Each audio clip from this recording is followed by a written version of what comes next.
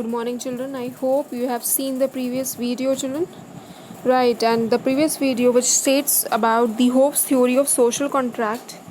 And I have already explained you, children, that there are three theories that prove the existence of the state, children. The very first theory which we did was a divine theory. Right, children. The next we are coming, we are doing the social contract theory. And social contract theory is being given by three propounders, three scientists. They are political scientists, children. The Hobbes, right? Among them, the Hobbes. After that, we're going to cover Rousseau, and the next Locke, children. These three scientists have given, the political scientists have given the theory in social contract that proved the existence of the state, children. Though their theory were criticized also, because in few points the modern scientists have not agreed. The modern political thinkers have not agreed with that theory, so they criticized also. So in every theory, children, what you are going to read?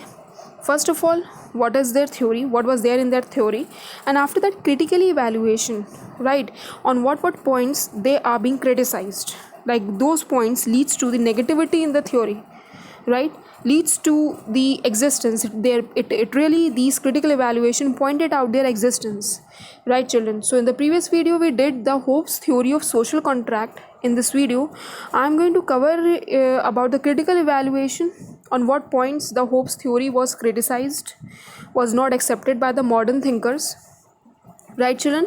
And after that we're going to start with Locke. So let's start, children.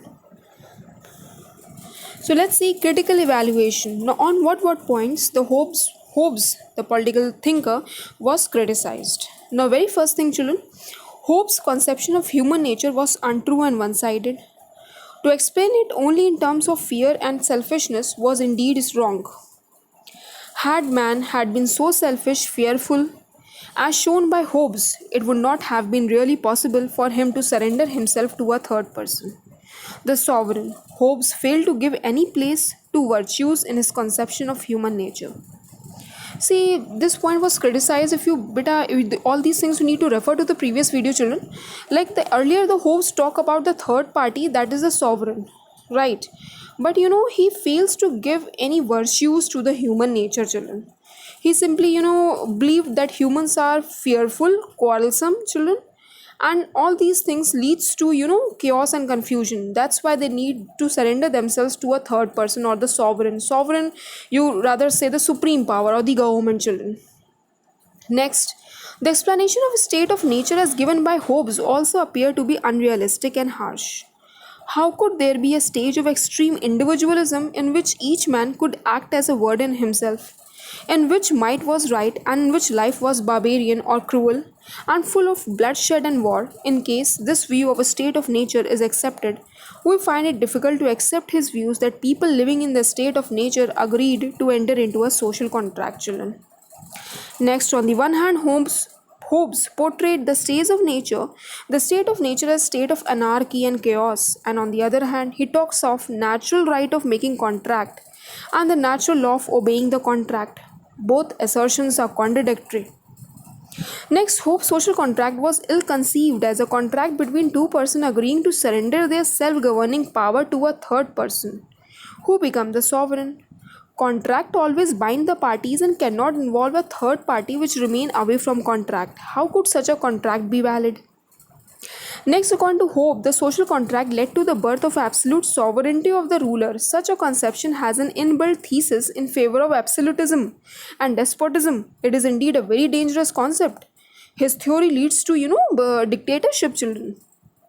Next, reading Hobbes, one feels that first Hobbes make man sovereign and then forces him to sign the contract and become a dependent.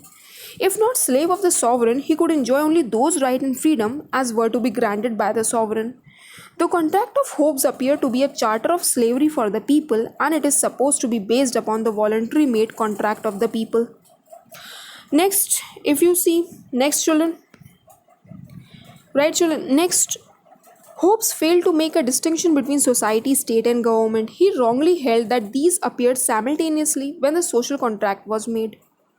It is indeed wrong to say that law is only the command of the sovereign and that force alone is the sanction behind law. Law has several sources and there are several sanctions behind it. Hobbes' theory of social contract contains an unhealthy and non-acceptable mixture of both extreme individualism, a state of nature, and extreme absolutism, civil rule under an absolute sovereign. Right, children?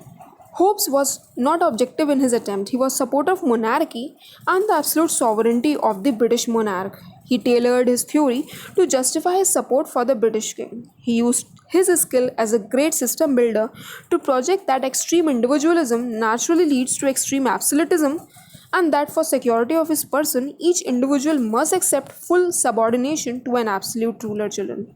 So, in all these points, the Hobbes theory was criticized, children. So don't get confused why I'm reading out these points, children. You need to refer to the previous videos as well. In the previous videos I have explained about what was the theory of Hobbes, children. In this video I'm critically evaluating the Hobbes theory, children. The next, social contract theory of Locke. Right, children? So here we are going to read about social contract theory of Locke, the next person which proved the existence of the state, children, and he has also given the social contract theory, children, but his views are different. Like the first social contract theory was given by Hobbes, children, we have did. Now the next social contract theory was given by Locke. Now let's see what he has given and what he tried to say, children. Now John Locke, another Englishman, also come out with his theory of social contract origin of the state.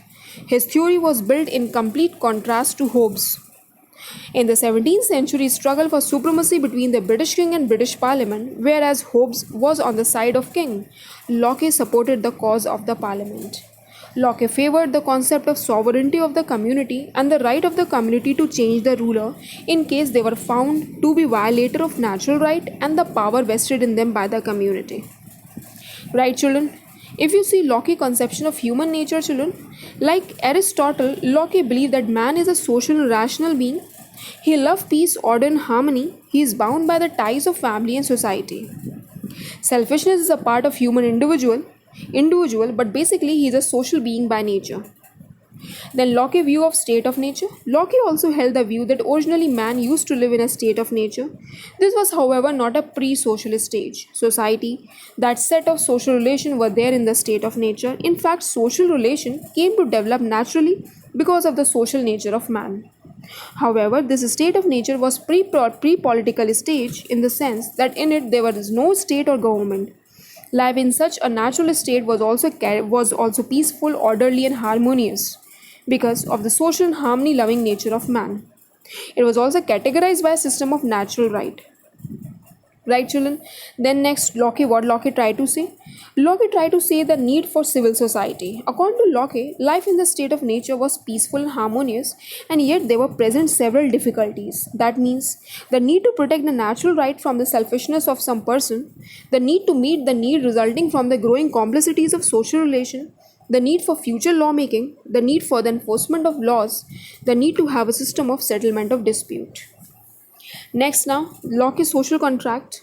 Now, the social contract that the people entered into was in fact composite of two contracts. The first was civil contract, which created a civil society, that the state of sovereign community, and the second was a governmental political contract by which the civil society, the sovereign community acting collectively, created a government of some selected person, which was assigned some specific function, and for which it was to exercise specified authority. The authority of the government rested on the consent of the governed, that community, children. That means, in simple word, and to sum up, we can say now. This way you people can understand now, children.